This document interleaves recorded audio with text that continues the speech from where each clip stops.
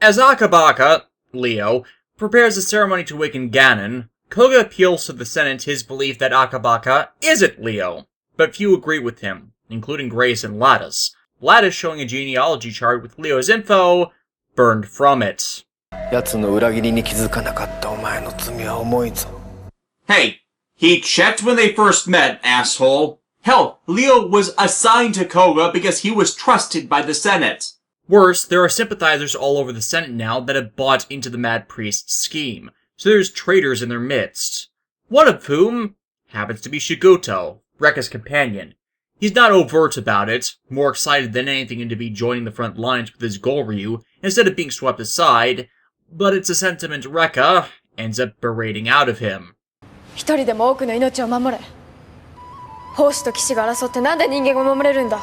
The Lattice's statements are to further the discourse as he's on the Mad Priest's side, shown to be stealing more Spirit Beast pelts and having fully bought into the rebellious idiocy. Lattice escapes by throwing Koga into the Horror Realm, which only ends up serving as a shortcut to him catching Lattice as he reaches the Mad Priest, proclaiming their victory will be assured as the Beast Pelts will feed and let them control Ganon and rule everything! Only for, naturally, Lattice to be betrayed and stabbed in the back.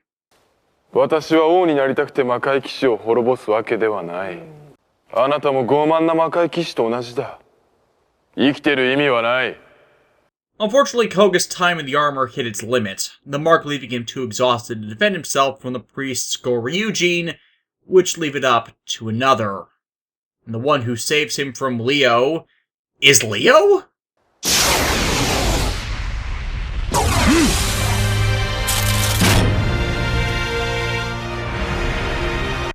Huh. That's... okay, yeah. They foreshadowed this pretty fairly. But yeah, Leo is the Flash Knight, Raudo.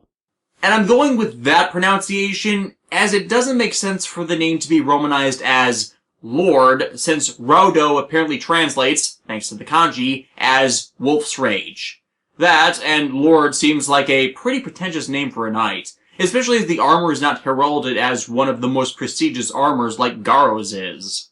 But wait, if Leo's over there, then who was the man in the mask? Oh my god, it's a clone. Yeah, sort of. They're brothers. The one having done all of this being Sigma Fudo.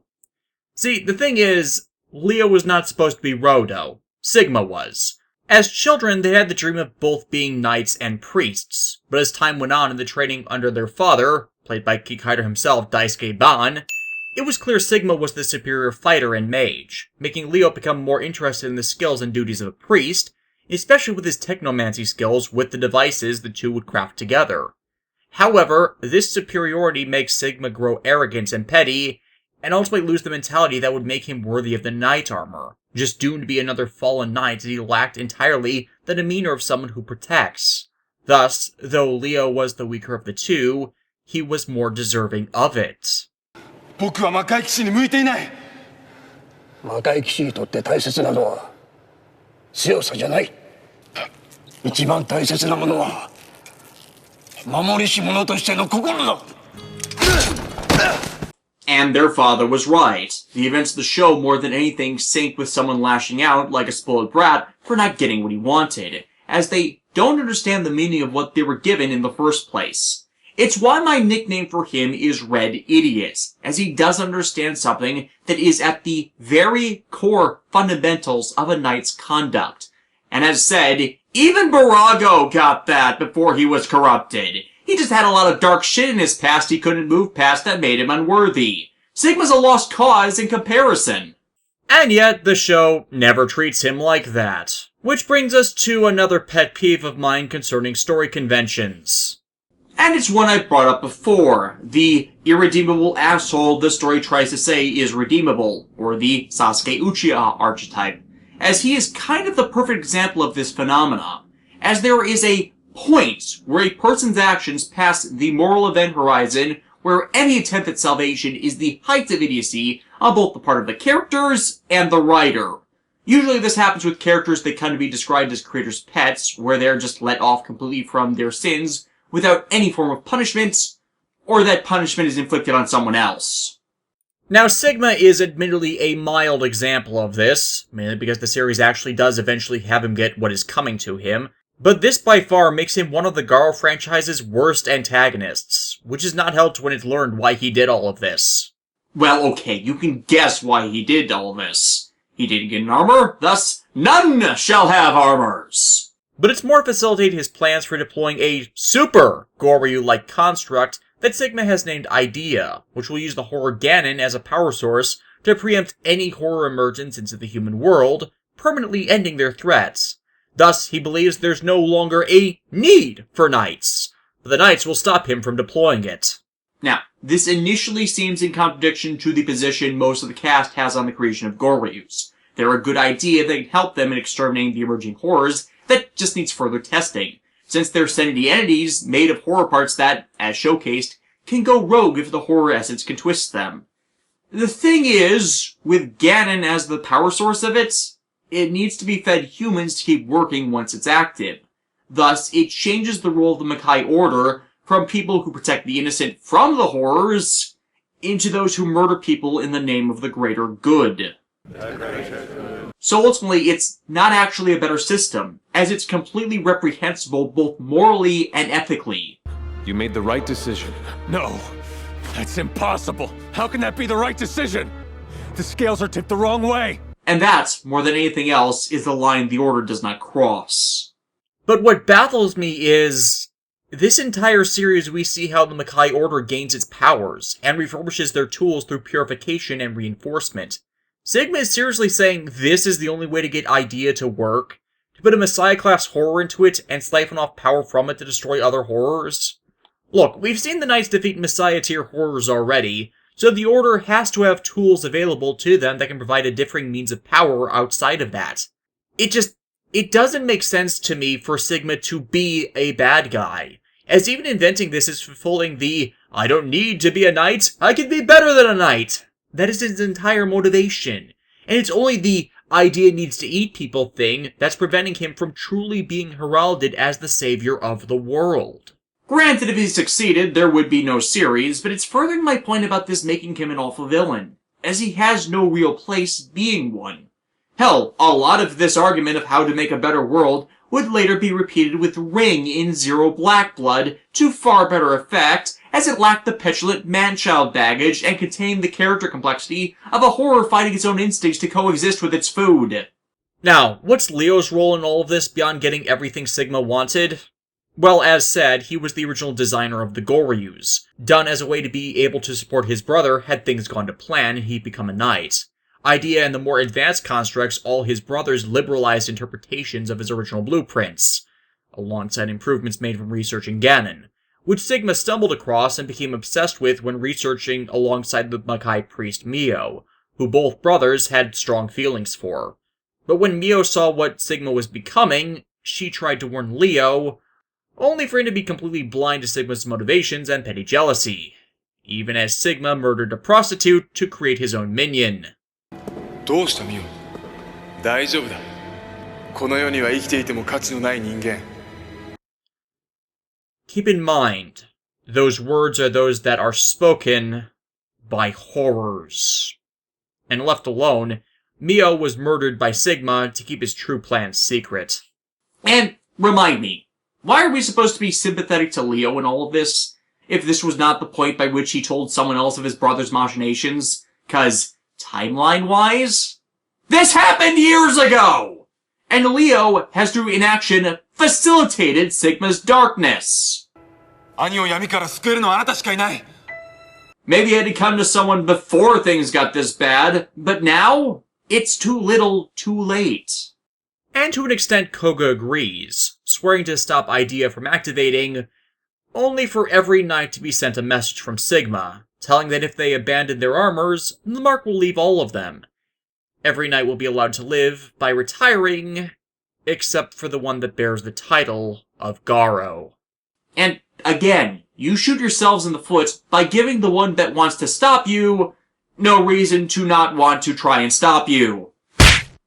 The knights all gather to discuss this, many willing to give up their armors to live, and there is something of a loophole that there's no reason they can't reclaim the armors after the mark is gone, but for some stupid reason that causes a fight with those that want to remain knights.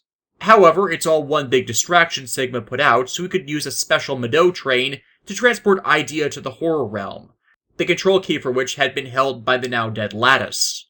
Our protagonists realize if they can stop the train, they can end all of this, but the infighting knights delay them from attempting to get to it, which is when Sigma springs the trap of sealing them all in the Senate to prevent them all from interfering. This leaves Leo as the last free Makai Knight, him intercepting Sigma and, frankly, getting his ass handed to him as he continually begs Sigma to stop. To get out of Sigma's trap, Koga contacts and makes a contract with Gajari.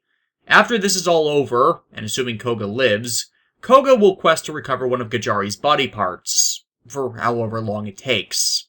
In exchange, Gajari teleports him onto the train, preventing Sigma from killing Leo before armoring up, stopping the train from entering the gate, and severing Sigma's arm, which is in fact the key to removing the seals on all of the Makai Knights. And why was that the key to the seal? Well, it might have been something to do with how it's composed from flesh from Ganon, which is how he regenerates the arm after the train crashes. And yeah, Sigma be pissed. But no matter, he has a backup plan. And that plan is to shove Koga into Ganon as the first sacrifice to power Idea up, so it can move itself into position.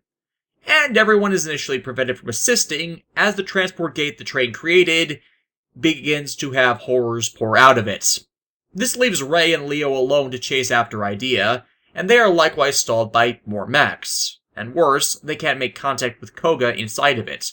It would take someone he has a deeper bond with than anyone else in order to break through to him. And that person is Kaoru, escorted by Rekka and Jabi, who can bridge that connection, in the same way Koga has bridged connections between all of them. And they won't let Idea take him away. 殺されてもいい命なんて一つもない。わずかな可能性があれば必ず助ける。一つの命の先には多くの人間の未来がある。俺たちは魔界騎士じゃないのか。奴が俺にそう叫んだことがある。This is why Koga is Garo, the most prestigious knight. For as is his title, he is one who inspires hope. The group finds Idea buried in the bottom of a quarry, the girls diving into the structure to save Koga, as the rest continue to fight off Goryujin. And every time I say that, I get the mental picture of them fighting Dragon Caesar. And ultimately, when Kaoru makes contact with Koga... これが俺か。そうだよ。誰よりも強くて、誰よりも優しい。Things come full circle, back to the book of Kaoru's father and its final page. The page that before brought him to tears is what frees him from Ganon. Unfortunately, Idea has still made it into the horror world, possessing enough power stolen from Koga to transform into a giant mechanical elephant. Seriously, that's what it looks like to me. Anyways, Koga confronts Sigma again, the Mad Priest regularly healing himself with contact with Ganon, which, of course, is where things go foobar, as they woke it up.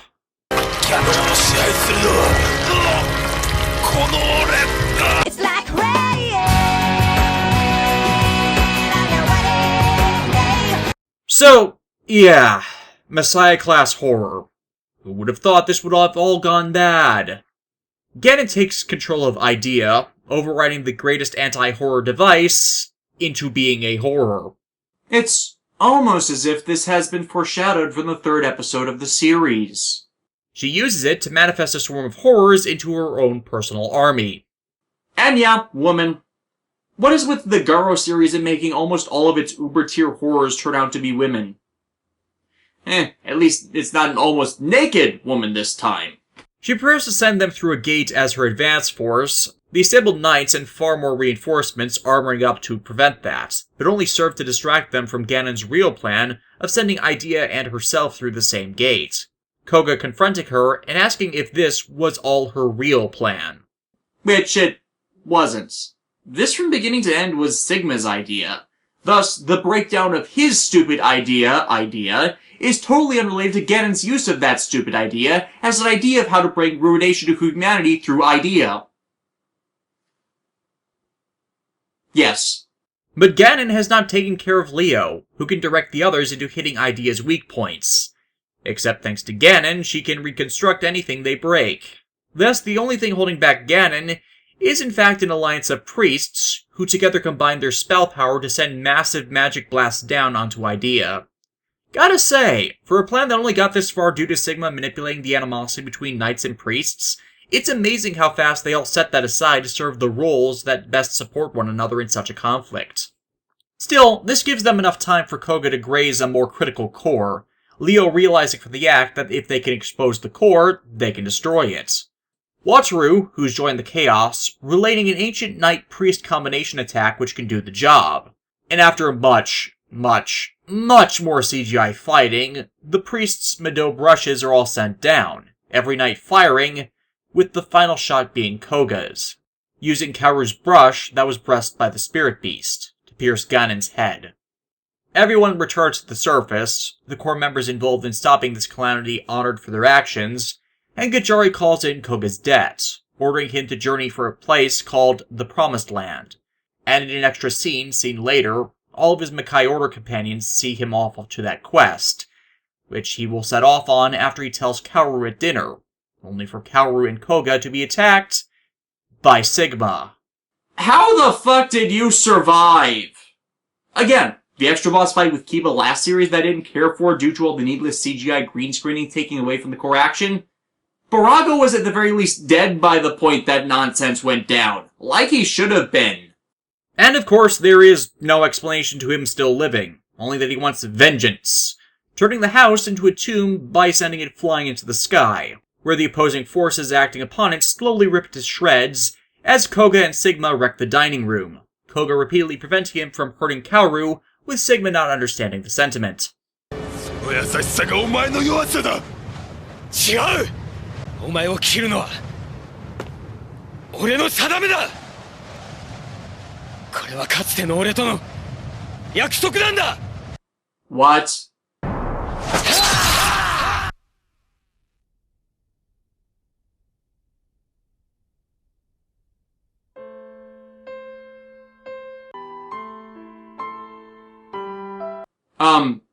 Why is Sigma distracted by that chain? I mean, that's the one from the training camp where the boys Koga was teamed with and befriended were all eaten or killed. So it's not like it's representative of a broken bond or Koga bearing a personal connection to Sigma, as he was never there. So, empty symbolism? What? I don't know.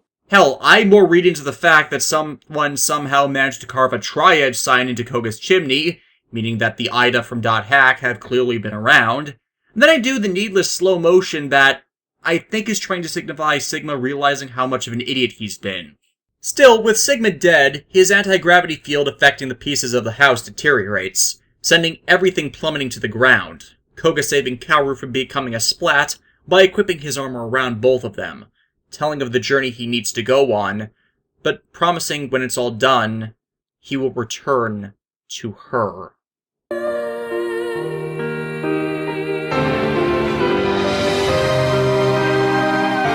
And thus, Koga heads off into the unknown, seen showing Rekka training with Jabi, Shigota working against horrors on his own with his personal Goryu, the painting that began all this recovered by Gonza and Leo, Rei resumes normal night duties, and Kaoru celebrates the launch of her book, alone.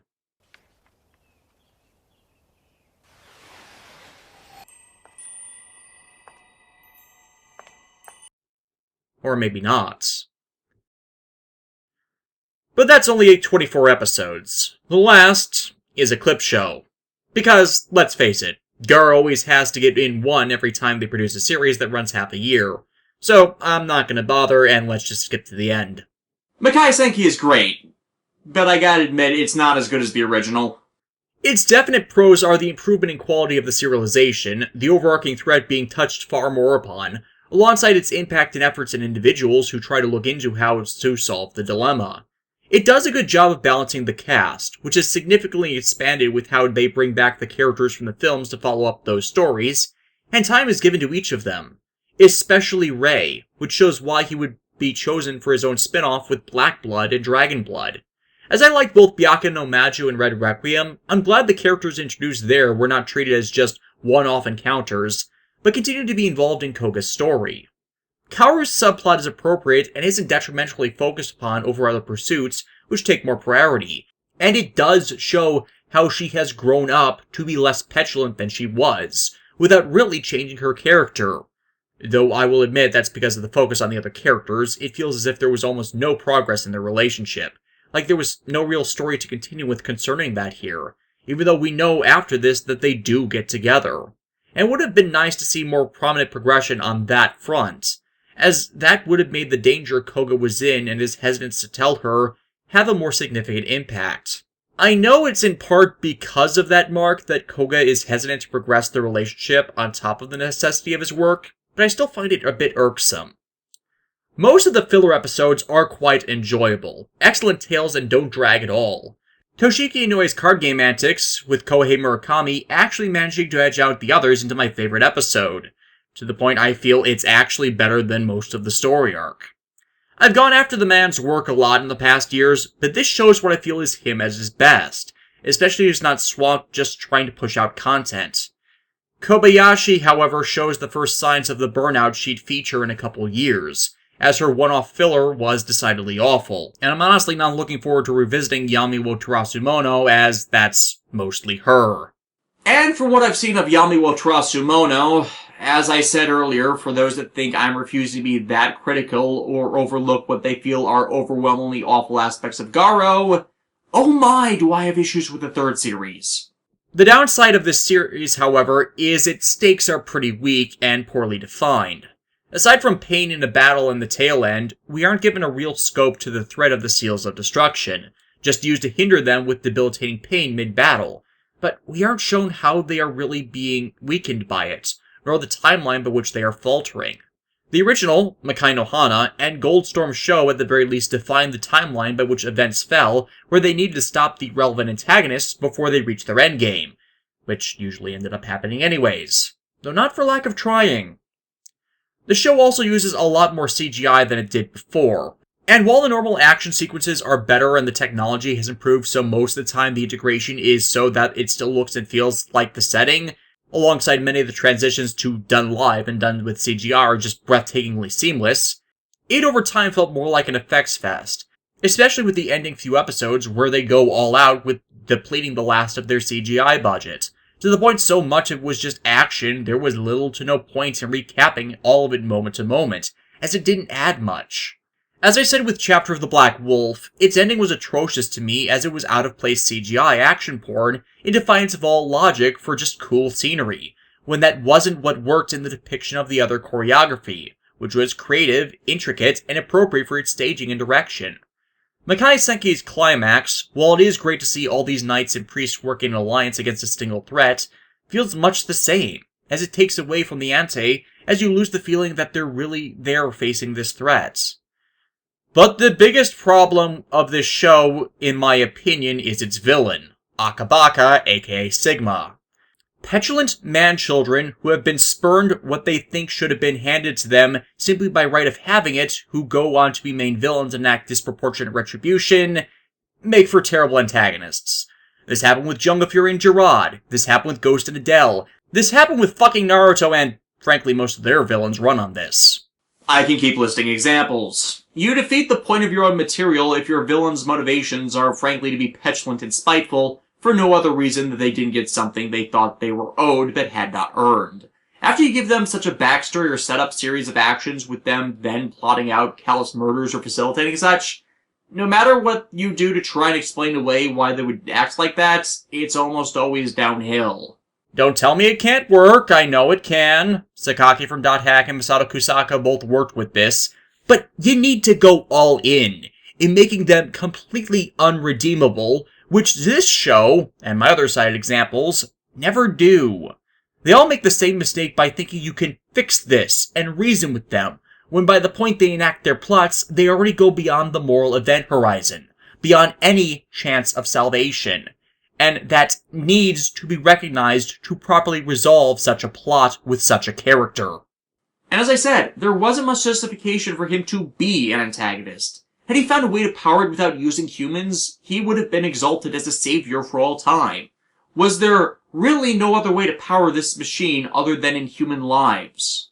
Moreover, no one would have cared nor noticed until after Idea was set in place had he not marked all the Makai Knights for death. He needed the key to the train, yes, but since Lattice was his ally, he could have gotten the key from him to transport everything to where it needed to be, with no one the wiser. Or hell, still facilitated the feud between priests and knights without that mark. There has been a running discontentment and mistrust between knights and priests built from the other Garo material set before this. Except for the anime series, which completely ignores such. I mean, yeah, it feeds into why he wasn't chosen, as he holds no respect for the lives the Makai Order is supposed to defend against being devoured by horrors, but it completely misses the point of such a device for it to be powered by humans. It makes the device in no way different than letting the horrors through to eat people, if you're going to feed them to a device powered by a horror.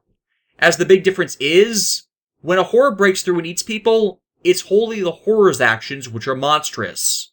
With feeding Idea humans instead, you're making the Makai Order facilitate the atrocities it was fighting against. And hell, it was just so fucking stupid to think he was fully in control of Ganon at all times, with how he was being given its power. Which is moreover why I feel Sigma is terrible. He's a stupid villain, and yet still gets away with all this crap. And the thing with Garo villains is, they're not supposed to be stupid. The horrors certainly tend to be more clever than intelligent, but that's because they are bestial eldritch predators meant solely to outwit their prey, and then strike before they can react. They don't have the reasoning abilities to plan this crap out in the long term, only seeing the way to obtain their next meal or desire.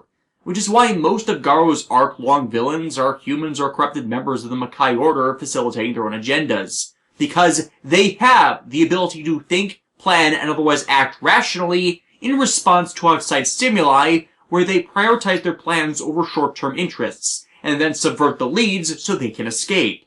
Few horrors do that. But ultimately, while it's not a fantastic series of Garo, I still find it an overall good time, and is worth a watch. And yes, I know Makai Senki has more post-series movies. I ran short on time, so I'll get to them next year before I move on to Yami wo Tarasu Mono. But in the meantime, everyone have a happy Halloween, and I'll see you all back next week when we take a trip back through time to the Showa Spider-Man series of the 70s.